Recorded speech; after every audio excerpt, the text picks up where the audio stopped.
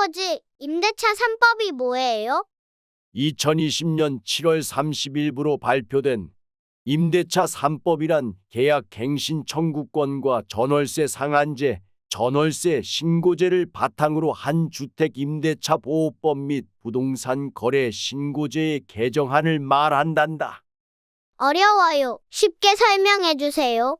우선 계약 갱신 청구권은 임대차 기간을 기존 2년 단위에서 2년을 더해서 연장하는 제도를 말한단다.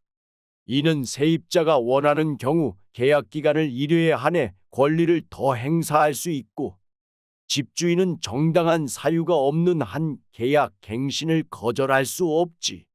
아, 그럼 집주인이 나가라고 해도 세입자가 계속 있고 싶으면 법으로 보호가 된다는 거죠? 항상 그렇지는 않단다. 예외가 있어. 집주인이나 직계가족의 거주가 주목적일 때는 갱신 자체를 거절할 수 있지. 그게 거짓말이면 어떻게 해요?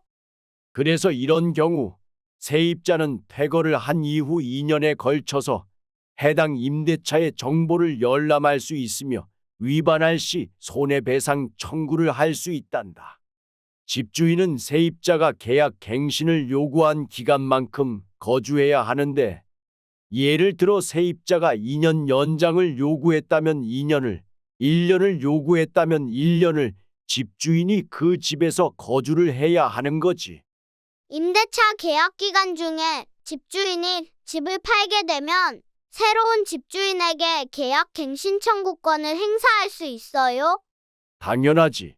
집을 팔면 새로운 집주인에게 모든 권리와 의무가 포괄적으로 승계되기 때문에 세입자는 계약 갱신을 요구할 수 있어. 다만 새로운 집주인이 실거주를 목적으로 집을 샀다면 갱신을 거절할 수 있겠지. 하지만 앞서 말한 대로 세입자가 계약 갱신을 요구한 기간만큼 거주해야 한단다. 그럼 전월세 상한제는 뭐예요? 계약 갱신 청구권을 사용 시, 즉 계약 연장을 할 때 임대료 인상을 5% 이하로 제한하는 것을 말하지. 단 기존 세입자의 경우에만 해당되는 것이고, 새로운 세입자는 전월세 상한제를 적용받지 않아. 그래서 세입자가 바뀔 때마다 전셋값이 크게 오를 우려가 있단다. 전월세 신고제는요? 아주 중요한 거지. 주택 임대차 계약 시 30일 이내로 계약 내용을 관할 행정복지센터에 신고해야 하는 의무를 말하지. 보증금, 계약일, 계약기간 등 임대차에 관한 세부 내용을 신고해야 법적으로 보호를 받을 수 있단다.